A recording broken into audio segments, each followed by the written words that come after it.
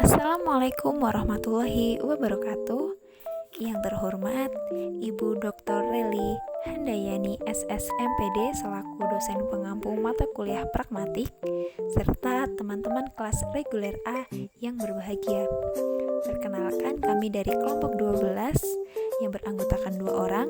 Ada saya Diaswandansari dengan NIM A1B1200072 dan rekan saya Patmi Dwi Jayanti dengan NIM A1B1200046. Baiklah, di sini kami akan mempresentasikan hasil diskusi kami dengan judul Alur Implikasi Pragmatis dan Strategi Penguasaan Implikatur Percakapan. Yang pertama, alur implikasi pragmatis. Alur implikasi pragmatis terdiri dari 8 alur.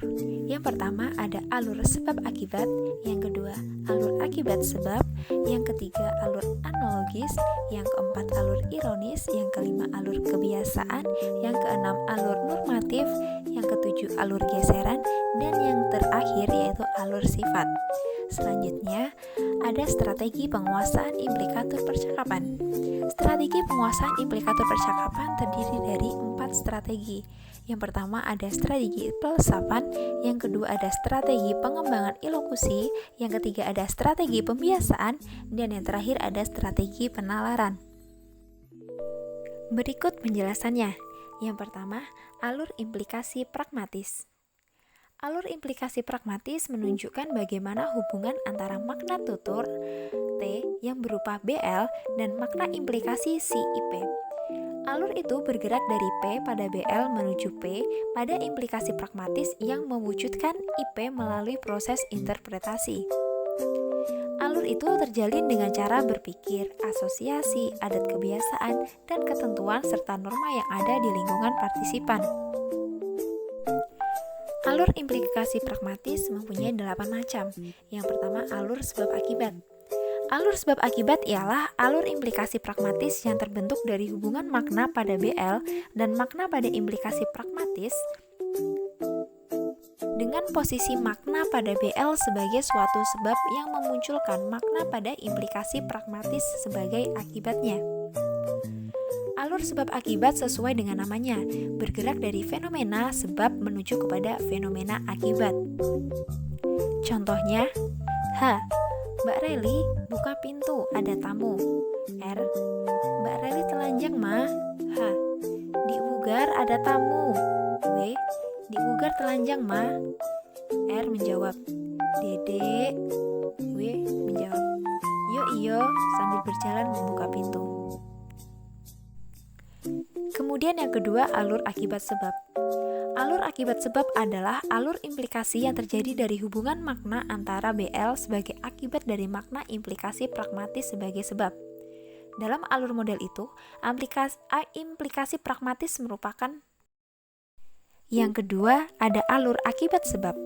Alur akibat sebab adalah alur implikasi yang terjadi dari hubungan antara makna BL sebagai akibat dari makna implikasi pragmatis sebagai sebab. Dalam alur model itu, implikasi pragmatis merupakan penyebab bagi munculnya bentuk lingual. Contohnya, SY berkata, tolong ambilkan asbak. I menjawab, di Asri. Kemudian A menjawab, Mbak Ika. Kemudian yang ketiga ada alur analogis. Alur analogis ialah alur implikasi yang terjadi dari hubungan antara makna pada BL dan makna implikasi pragmatis yang sejajar atau analogis sifatnya. Munculnya alur itu agaknya dilatari oleh cara berpikir analogis. Contohnya, I berkata, Pak, sambil Ika melihat jam dinding. SY berkata, ada apa, Mbak? Kemudian I menjawab, Mama sudah lama tidur. Kemudian SY menjawab, Mbak Ika tidur dulu ya. I menjawab, Pak. Kemudian SY, Bapak tidak pergi kemana-mana. Mbak Ika tidur dulu. Kemudian I menjawab, banyak nyamuk. Kemudian yang keempat ada alur ironis. Alur ironis adalah alur implikasi yang terjadi dari hubungan antara makna pada BL dan makna implikasi pragmatis yang bertentangan atau terbalik maknanya. Alur itu bergerak dari makna BL menuju ke makna pada implikasi yang bertentangan.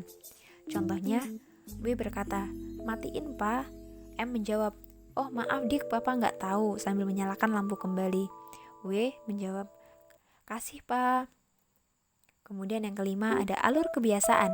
Alur kebiasaan ialah alur implikasi yang terjadi dari hubungan antara makna pada BL dengan makna pada implikasi pragmatis melalui interpretasi yang didasarkan pada adat kebiasaan atau tradisi tertentu dalam suatu keluarga atau masyarakat. Contohnya, I berkata, tadi Pak Pos datang. SY menjawab, mana? I berkata, di atas buku. SY menjawab, tolong ambilkan. I menjawab, ai, Mbak Ika ngantuk. Kemudian yang keenam ada alur normatif.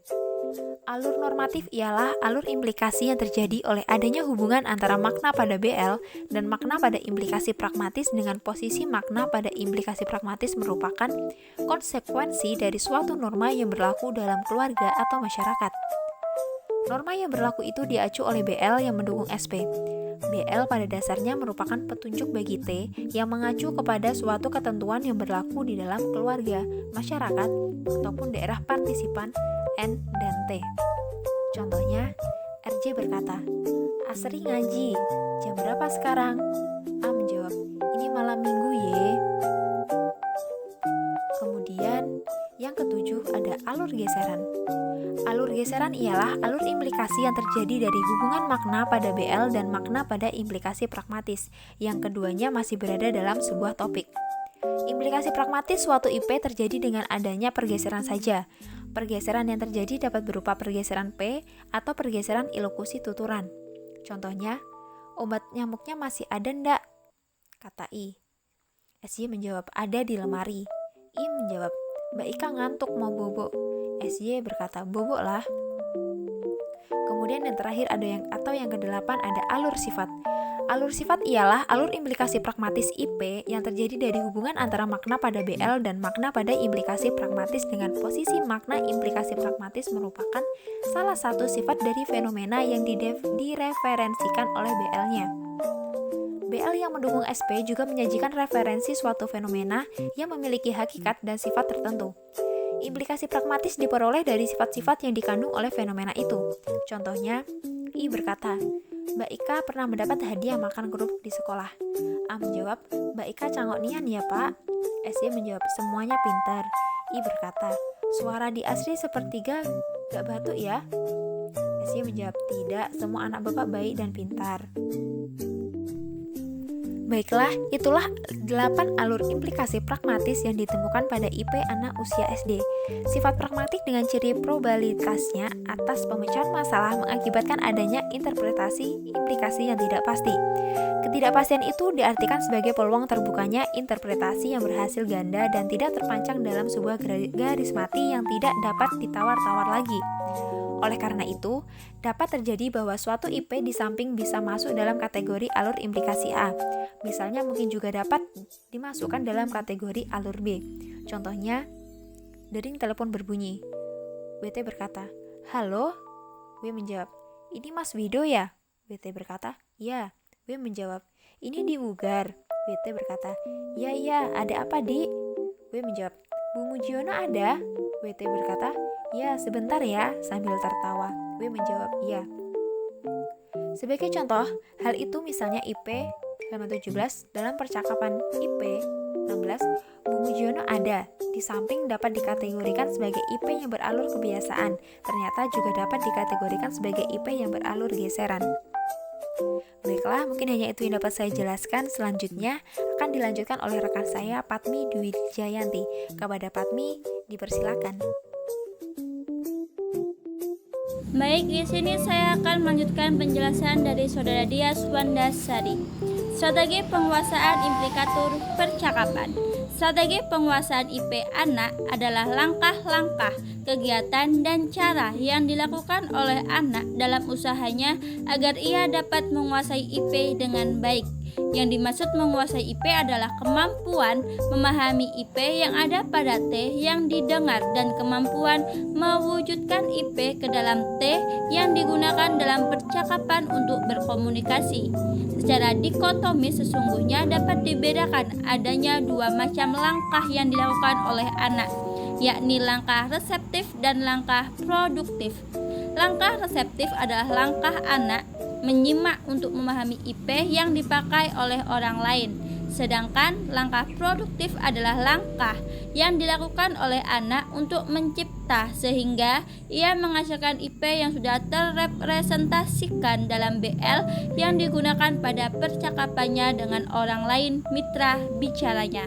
Dilihat dari pola aktivitas yang dilakukan oleh anak, ditemukan 4 macam strategi penguasaan IP pada anak, yaitu strategi pelesapan, strategi pengembangan ilokusi, strategi penalaran, dan yang terakhir yaitu strategi pembiasaan. Adapun macam-macam strategi penguasaan IP pada anak. Yang pertama yaitu strategi pelesapan. Untuk memahami strategi ini, kita lihat contoh berikut. H. Sudah siang, Mbak, Adik. R. Iya, Ma. W. Iya, Ma. H. Sudah siang, tidur dulu, istirahat biar sehat. Nanti sore boleh main lagi. R. Iya, Ma. W. Iya, Ma.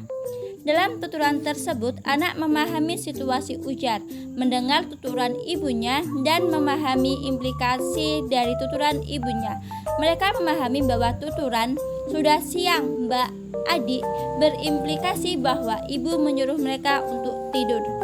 Dengan kasus percakapan tersebut, praktis anak memahami IP melalui wacana tuturan langsung yang dilesapkan bagian-bagiannya sehingga menjadi IP.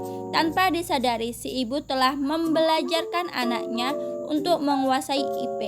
Oleh karena itu, dapat dikatakan dalam penguasaan IP, anak menggunakan strategi pelesapan.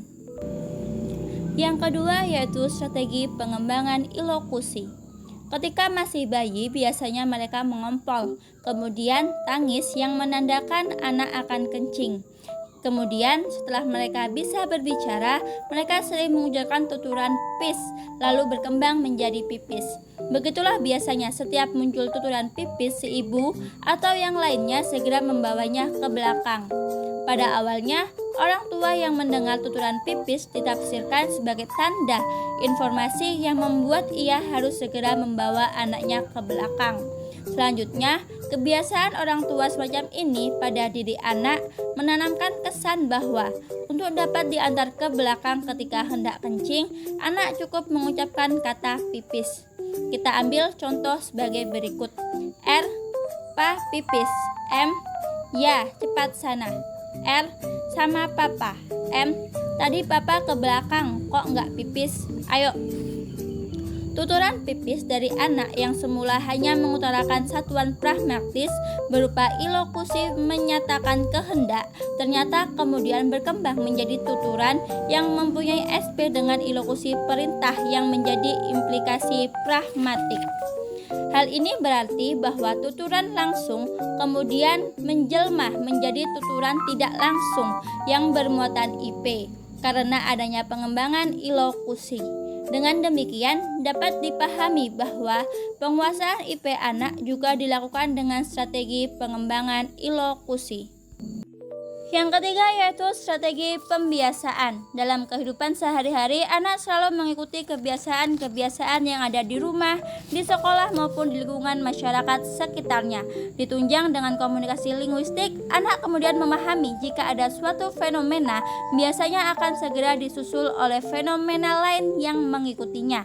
Misalnya, jika ada Pak Pos datang, biasanya ada surat atau wesel untuk ayahnya.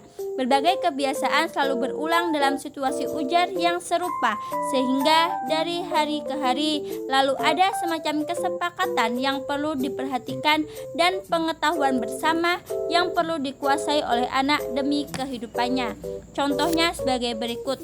I. Obat nyamuknya masih ada ndak, Pak? SY. Ada di lemari. I. Mbak Ika ngantuk mau tidur.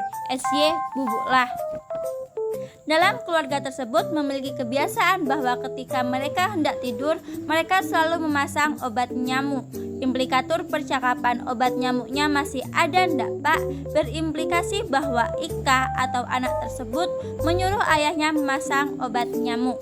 Dan yang terakhir yaitu strategi penalaran. Dalam kehidupan sehari-hari, baik di rumah, sekolah, maupun di dalam masyarakat, selain mengikuti berbagai kebiasaan, anak juga selalu belajar berpikir. Anak selalu belajar melakukan penalaran untuk sampai pada sebuah kesimpulan dengan jalan menghubungkan premis satu dengan premis yang lain. Bergerak dari fenomena satu menuju ke dalam fenomena yang lainnya. Dengan memakai daya nalarnya, anak dapat menarik kesimpulan terhadap suatu keadaan atau suatu masalah yang sedang dihadapi berdasarkan berbagai macam fenomena yang telah dikuasai sebelumnya. Fenomena tersebut merupakan pengetahuan yang oleh Bailey Stock disebut dengan istilah pengetahuan lain. Dengan strategi penalaran, pengetahuan itu merupakan bahan untuk topik dan isi pembicaraan dalam melakukan komunikasi dan sudah tentu merupakan bahan bagi anak untuk menciptakan IP ke dalam BL atau memproduksi tuturan-tuturan yang bermuatan IP. Contohnya, Mbah Putri, pakaian Mbah disusun di tas Mama. Besok Mbah harus ikut dikbugar ke Jambi. WS, ya nanti Mbah susun. Kah, Mbah juga ikut ya. Bisnya nggak muat lagi Mbah. Kah, lah pelit temen. Berdasarkan penjelasan-penjelasan yang telah kami lakukan, maka sampailah kita ke tahap kesimpulan. Kesimpulannya yaitu, dengan selesainya uraian strategi penalaran, sudah tergambar bahwa penguasaan IPA oleh anak dapat dilakukan melalui sekurang-kurangnya 4 macam strategi penguasaan IP, yakni strategi pelesapan, strategi pengembangan ilokusi, strategi pembiasaan, dan strategi penalaran. Berbagai alur implikasi yang telah disajikan mendahului uraian ini yang berupa 8 alur implikasi pragmatis IP dapat menunjang strategi penguasaan IP pada anak. Alur IP merupakan salah satu aspek IP yang perlu diungkapkan agar tuturan yang berimplikasi IP juga berarti memahaminya. Jadilah pikiran penutur agar percakapan menjadi lebih komunikatif dan tujuan melakukan percakapan dapat tercapai. Mungkin hanya itu penjelasan dari saya kembalikan kepada moderator. Baiklah, mungkin hanya itu yang dapat kami sampaikan. Kurang lebihnya kami mohon maaf. Kami akhiri. Wassalamualaikum warahmatullahi wabarakatuh.